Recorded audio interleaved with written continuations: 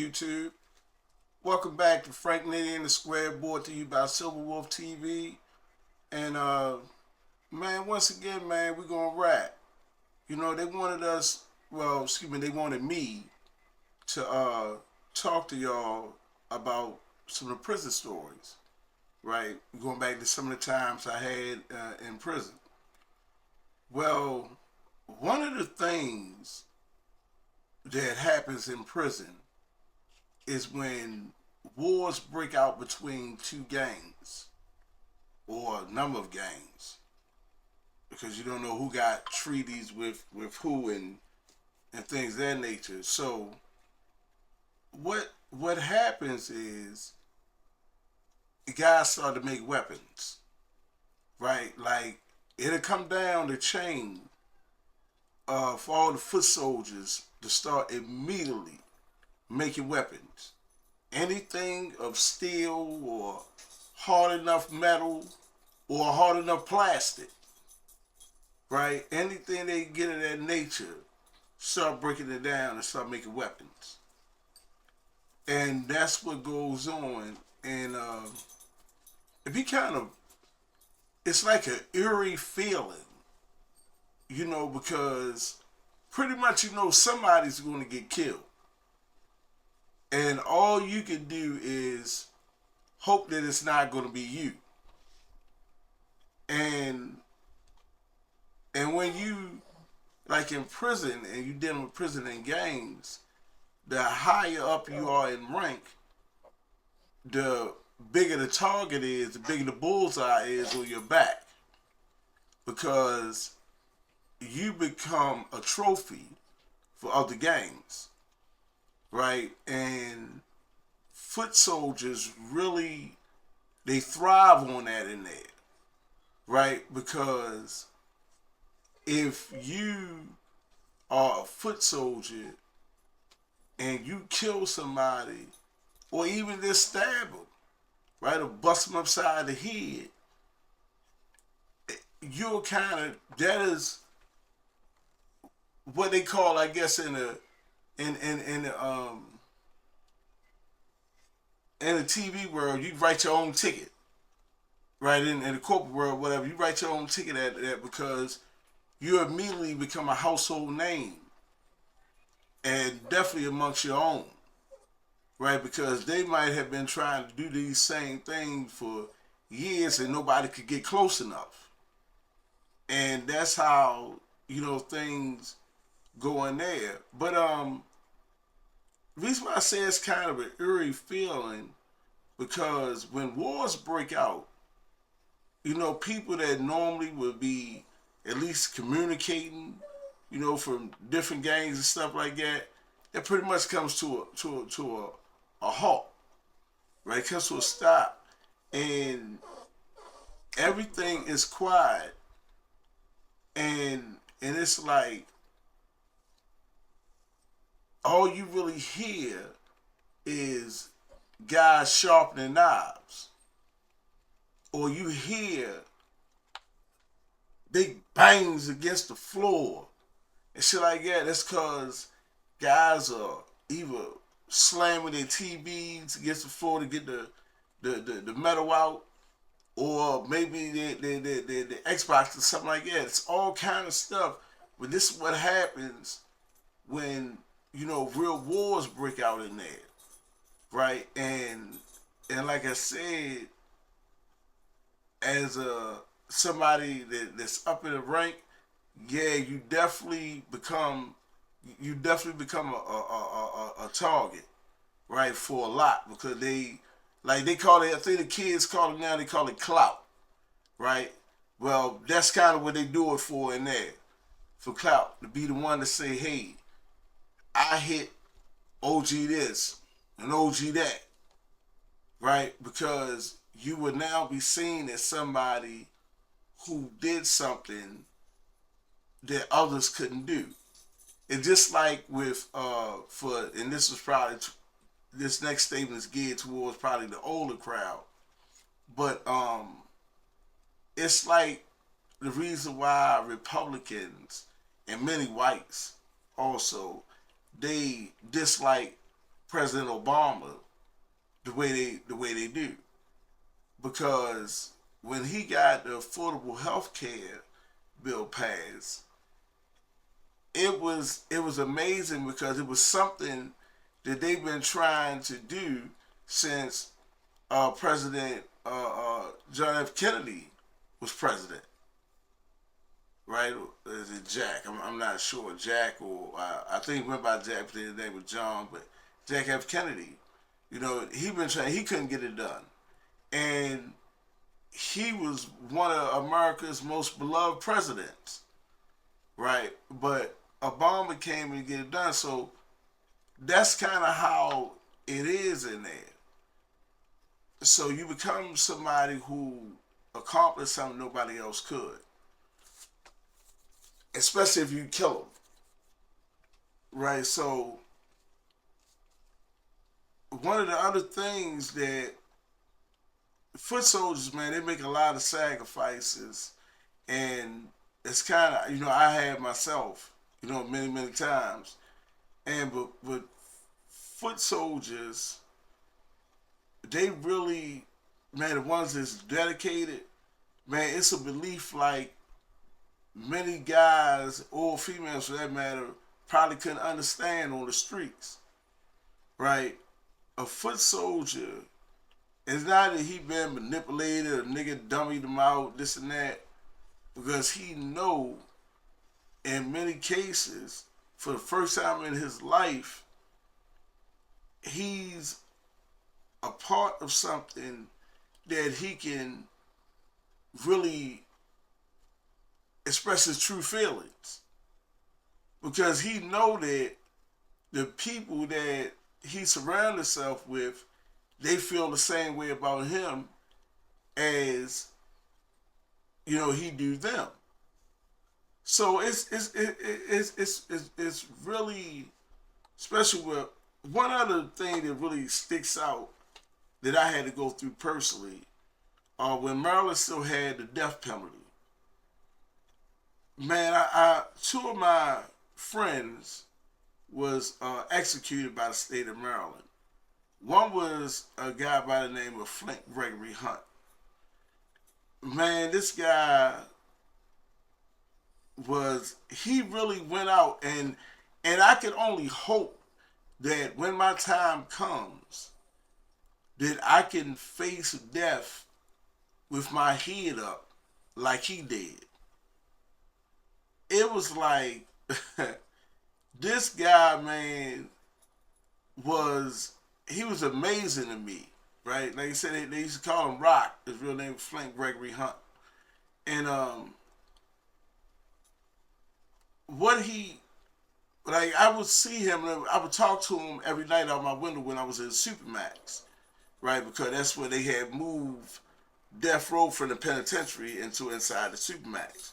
And I just so happened to be in the Supermax at the time for, I think I had stabbed a guy up real bad or something. I can't remember because I've been in there a few times.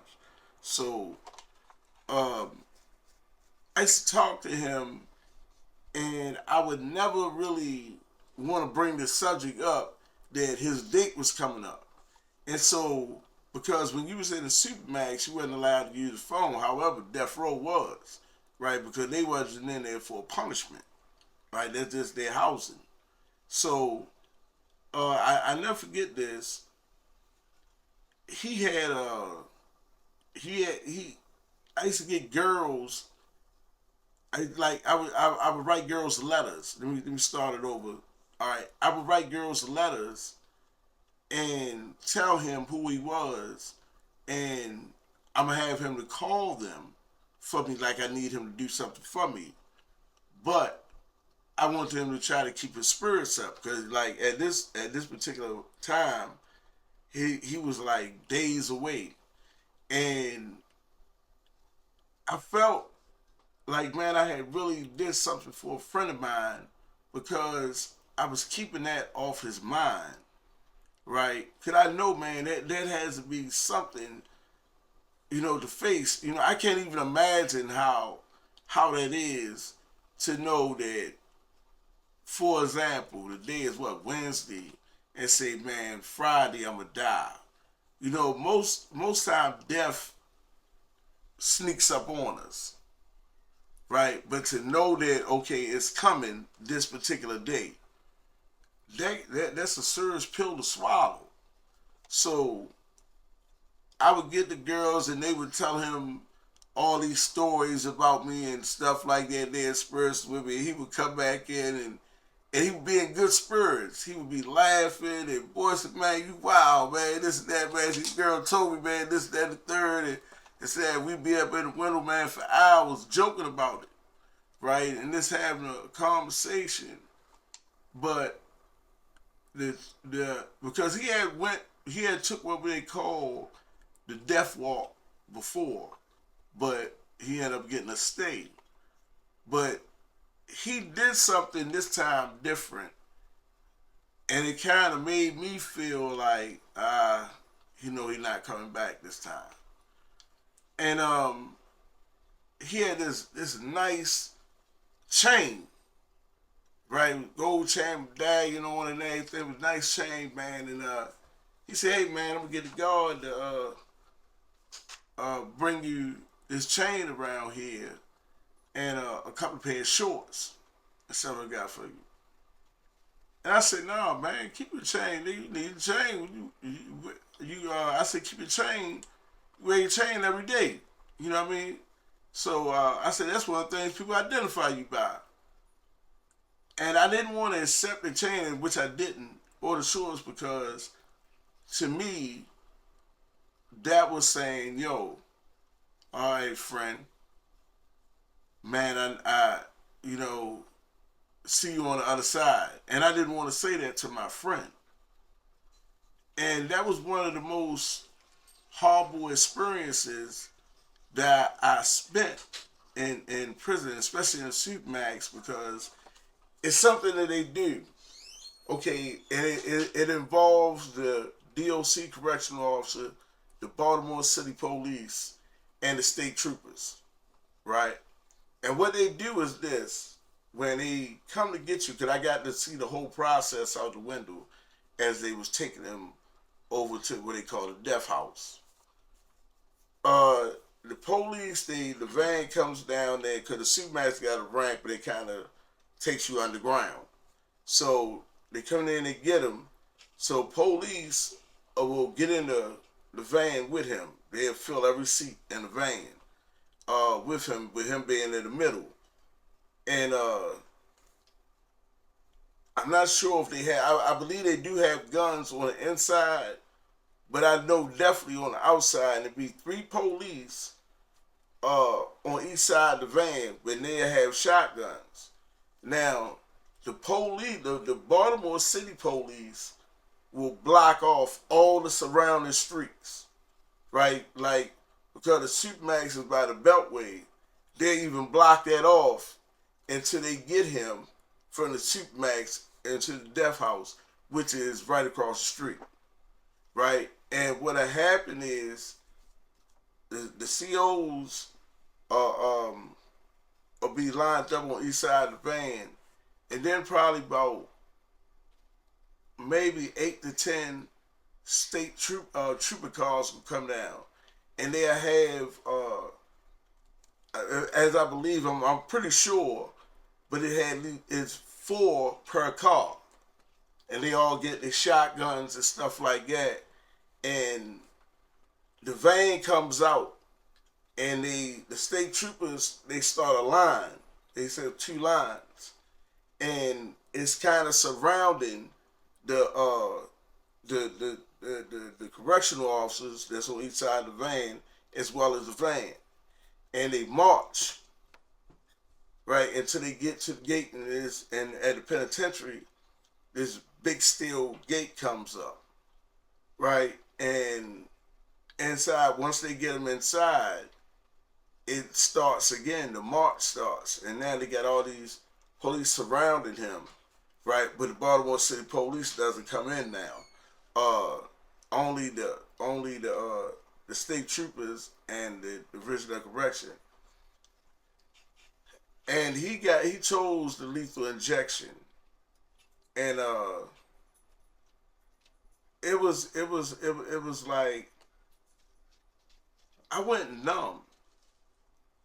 I took it a lot better than I thought I would because I had to listen on the news that somebody I spoke to just last night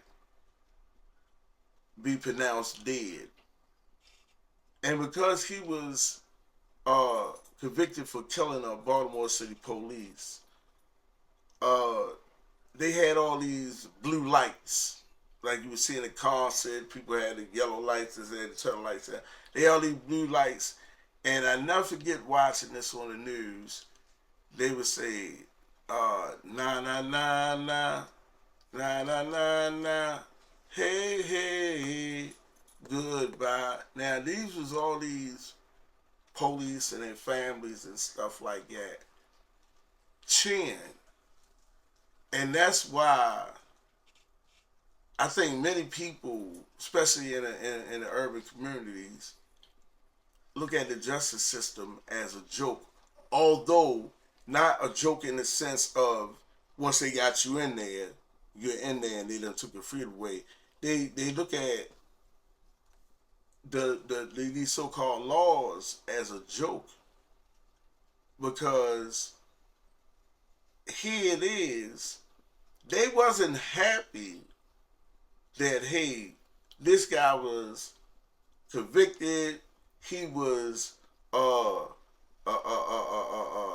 he was away from anybody in society that he could hurt. They were happy because they were getting their revenge.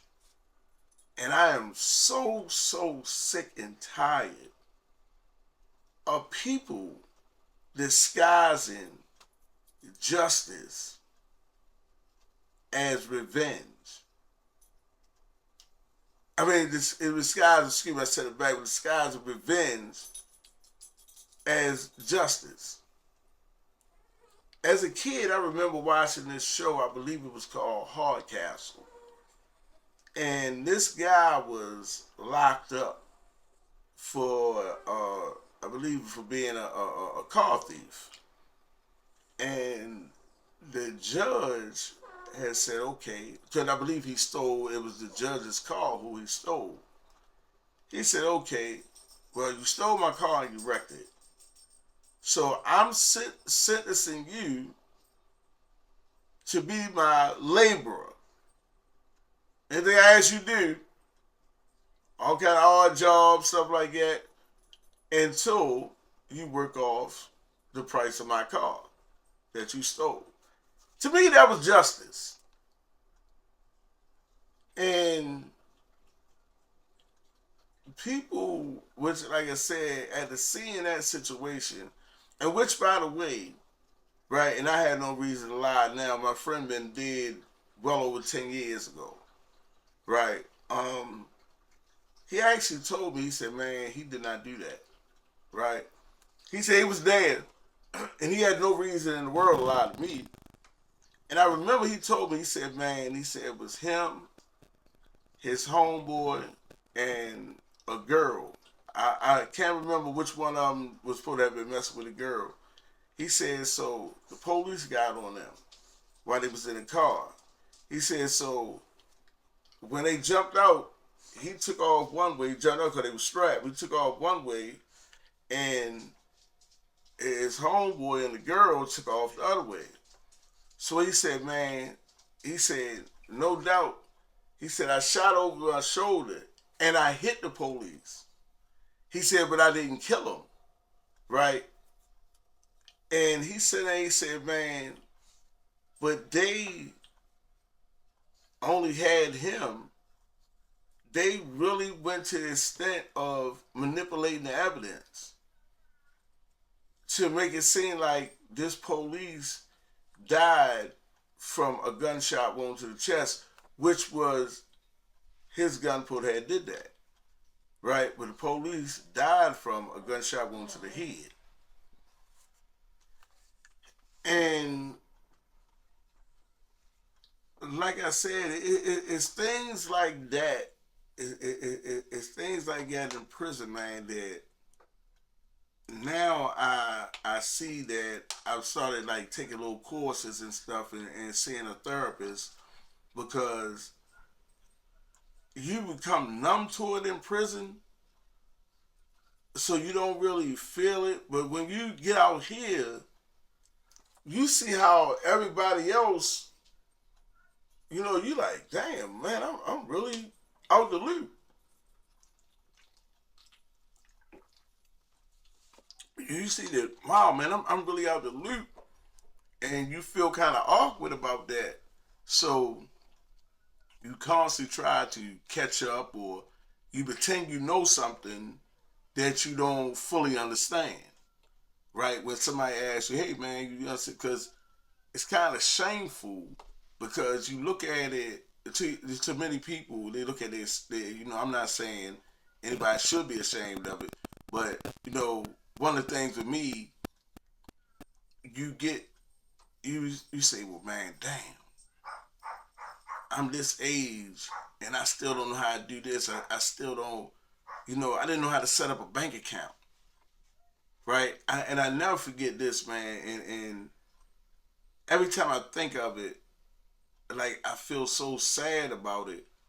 But when I first came home and I first got my bank card, but I didn't know how to use the thing that you stick your card in, and people was behind me, right, and in line trying to get stuff, and my stuff up on the counter, and I got so frustrated that I panicked, and I just took my card and left the stuff up on the counter and walked out the store because I didn't understand it. And it was like it was crazy that that kind of stuff happened. So like I said, now I really tries to lean on the resources that's provided for me. I try to lean on it because a lot of that stuff, I buried it so deep that when it does start to come to the surface, it affects me. And like the therapists and everything, they say that it has, I suffered a trauma.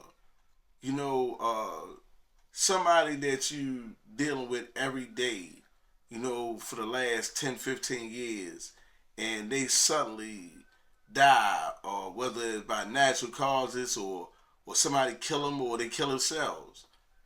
That is a serious trauma because it leaves you with a great deal of questions of, man, what brought that on? And like it brings you, it leaves you with all these questions, and it leaves you with something else that I learned. They call it survivor's guilt. It leaves you with so much survivor's guilt because you say, hey man, I must not been a good enough friend that I didn't see that coming. And so you have so much survivor's guilt, and it can even start to cause you, depression. But like I said, I've been managing since I've been out here. But it's things like the story of Flint Gregory Hunt, like another one of them, my man Anson, right? He went out just as 12 o'clock, 6 o'clock, like my man Rock did. I never forget it. Like when they first take you from off the death row tier, and they say, "Hey man, we take you up to what they call the castrate area." That's before they ready to take you over to the death house. And I never forget it. I called back there. I said, "Hey, Anson." I was going to the sick call. I said, "Anson." He hollered out, and as soon as he got finished, he turned the Tupac back up. I said, "That's my man." But look, uh, that's about the end of my time. We're gonna jump back into this, man. So make sure y'all stay tuned. And for all of y'all, man, I just got a degree. I'll be receiving it next month. And also, I asked many of y'all, we can really put up a GoFundMe page. to help me go back to school for another degree. You know, I'm truly trying to change my life, and this is just the start of it. And I ask y'all to join me in this journey by either dropping something in the Cash App or dropping something in the GoFundMe page when that's set up. Until next time, y'all take care. Peace.